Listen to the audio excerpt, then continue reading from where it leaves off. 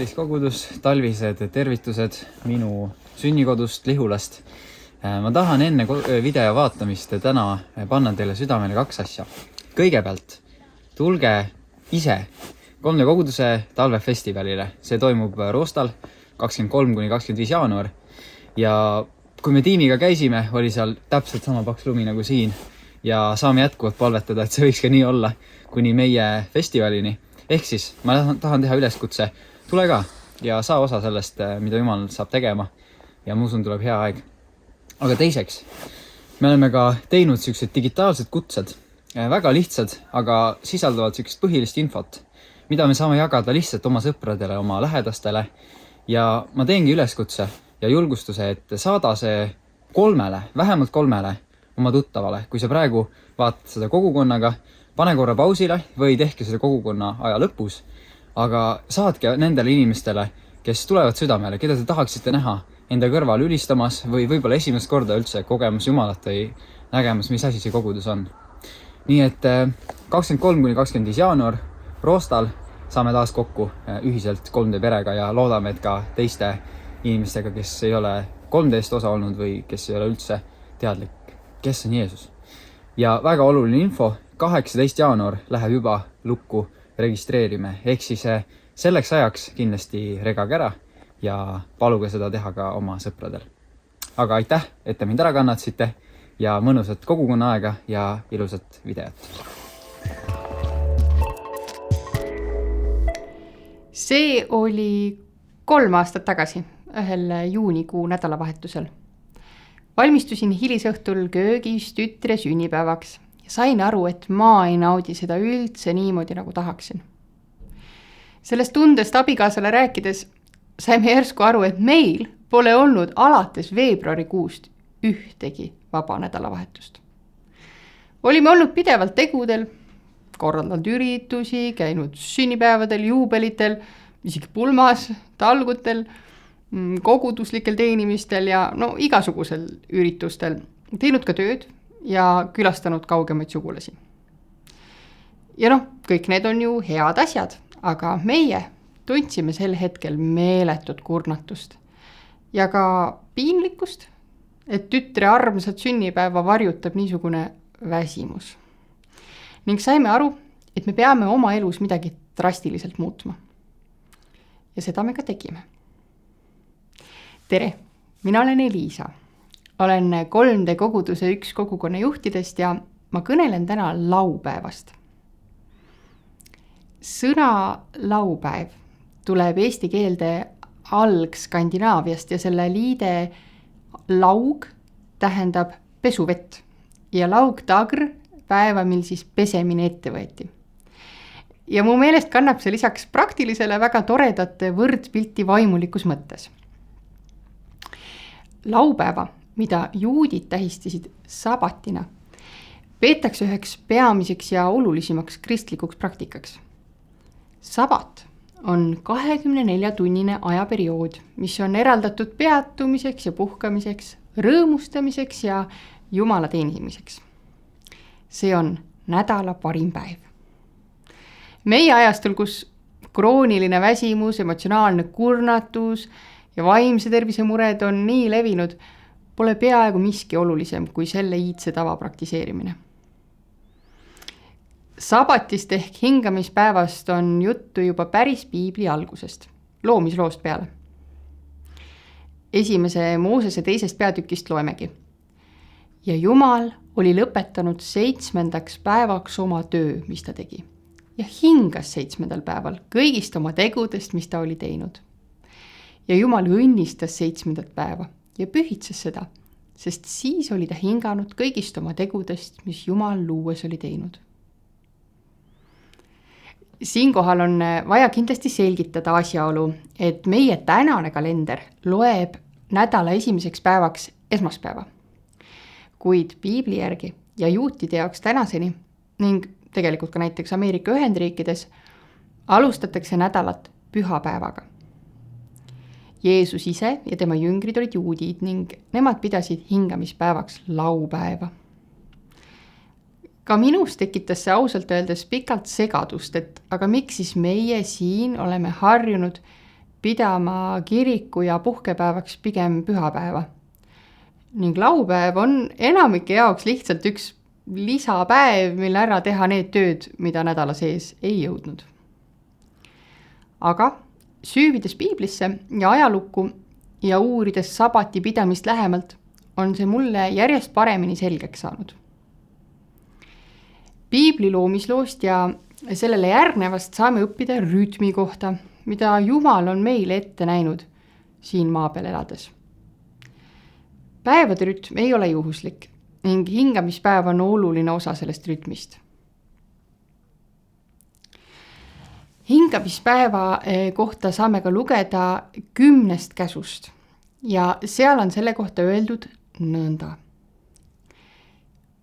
Pea meeles, et sa pead hingamispäeva pühitsema. 6 päeva tee tööd ja toimeta kõiki oma talitusi. Aga 7. päev on Issanda, sinu Jumala hingamispäev. Siis sa ei tohi toimetada ühtki talitust. Ei sa ise, ega su poeg ja tütar, ega su sulane ja teenija, ega su veoloom ega võõras, kes su väravais on.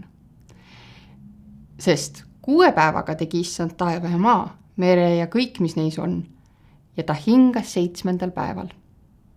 Seepärast Issand õnnistas hingamispäeva ja pühitses selle.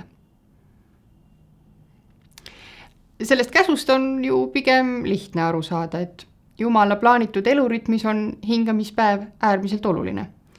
Ja me saame aru, mida me sel päeval justkui teha ei tohiks. Aga kui me uurime piiblit edasi ja loeme Uuest Testamendist, kuidas Jeesus elab ja tegutseb, siis see annab laupäevale sügava tähenduse ja lisatasandi, mida siis peaks hingamispäeval tegema. Ning kui me loeme edasi Jeesuse surmast ja ülestõusmisest, siis see toob ka natuke selgust sellesse ajaloolisse kalendrisegadusse. Nimelt, Jeesus tõusis surnuist nädala 1. päeval ehk pühapäeval. Kui hingamispäev oli möödas, ostsid Maarja Magdalena ja Jaakobuse ema Maarja ja Salome lõhnarohte, et tulla Jeesust võidma. Ja nädala 1. päeval väga vara, kui päike oli just tõusmas, tulid nad haua juurde. Markuse 16:2. Jeesuse ülestõusmine oli nii tähendusrikas sündmus, et varakristlased hakkasid just pühapäeval kogunema, et meenutada ülestõusmist ja murda leiba. Ja 3. sajandiks, kui kristlus hakkas levima ka väljapoole juudi kogukondi, hakkasid kristlased ende tugevalt eristama juudi kommetest ja seega ka sabatist.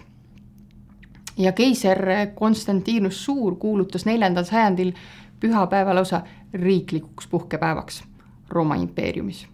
Ja nii hakkasidki kristlased pidama sabati asemel pühapäeva kui Issanda ja Jumala teenistuse päeva.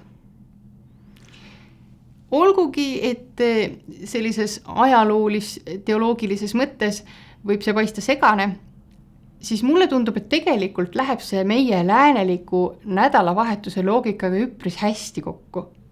Üks nädal saab läbi ja algab uus. Ja millal keegi seda algust ja lõppu seal täpselt märgib, pole ju nii väga tähtis. Mis on tähtis, on see, et me ka päriselt seda hingamispäeva käsku täidaks. Miks? Ja kuidas? Markuse 2. peatükis 27. salmis ütleb Jeesus.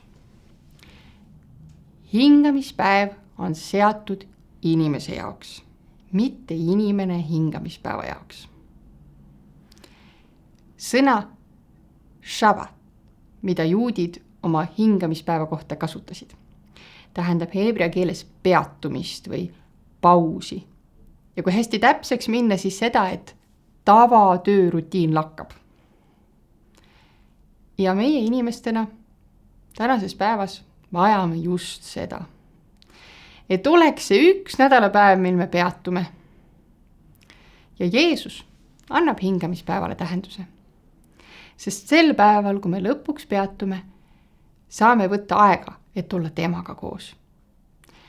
Sest Jeesus tahab üle kõige meiega suhet ning sellel ei ole mingit muud otseteed kui segamatu vaikse aja võtmine, palves olemine ja piibli lugemine.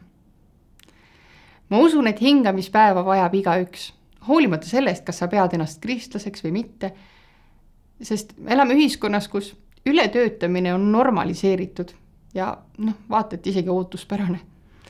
Nii et siin on nii ilmatu oluline leida see regulaarne aeg puhkamiseks ja peatumiseks. Ja ma julgustan sind ka siis, kui sa praegu ei tunne Jumalat, võtma siiski ühe puhkehetke oma nädalas, et juurelda elu sügavamate küsimuste üle ja olla avatud. Näiteks sellele, et Jumal tahab ka sind kõnetada.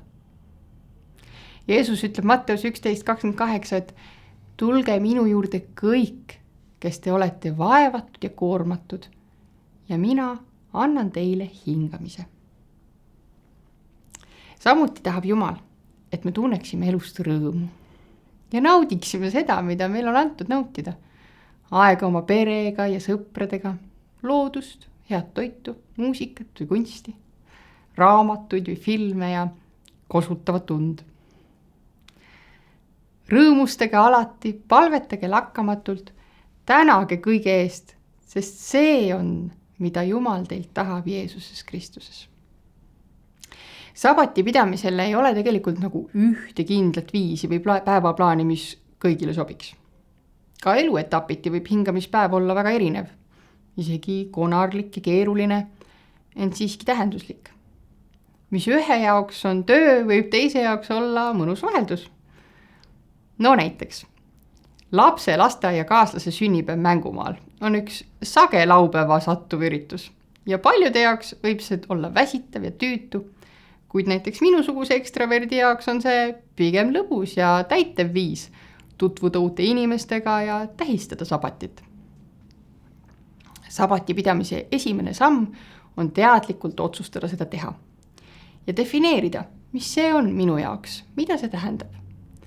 Ja kui sina ise oled teadlikult sabatit pidamas, ei saa teised kõrvalt varisverlikult öelda, et aga hingamispäeval ju ei tohiks.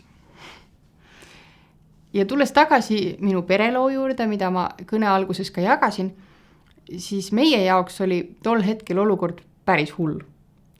Lisaks sellele, et olime kehaliselt väsinud ja vaimselt kurnatud ja meil polnud ka ühtegi päeva olnud, mil me oleks saanud hinge tõmmata, ega ka pereaega, nagu me seda tegelikult igatsesime, siis see idee sabatist tundus ühelt poolt väga radikaalne ja isegi arusaamatu, et kuidas see aeg siis ikkagi leida, et iga nädal 24 tundi olla ilma kohustusteta. Ja samas teisalt oli see nii kutsuv ja ahvatlev, et me tahtsime sellega igatahes algust teha. Olime abikaasaga kuulanud Ameerika pastori John Mark Comeri Practicing the Way podcasti Rule of Life. Ja selle saate esimene hooaeg käsitlebki sabati praktikat, mida see tähendab ja kuidas seda ellu viia. Ja nemad on toonud välja 4 olulist hingamispäeva aspekti. Peatumine, puhkamine, rõõmu tundmine ja ülistamine. Saime sealt mitmeid häid mõtteid ja nõuandeid ja hakkasime tasapisi oma sabati rütmi üles ehitama. Ja tänaseks võin öelda, et sabat on tõesti parim päev nädalas. Meie lapsed väga ootavad sabatit ja mu 4-aastane just üks päev luges mulle nädalapäevi esmaspäev, teisipäev, kolmapäev, neljapäev, reede, sabat, kogukonnapäev. Nii et see on juba väga meie pere rütmis ja me peame seda tõesti laupäeval. Sest nii on meie jaoks kõige loogilisem, sest pühapäeval me teenime kaasa koguduses ja sel päeval me tahame olla juba puhanud ja täidetud.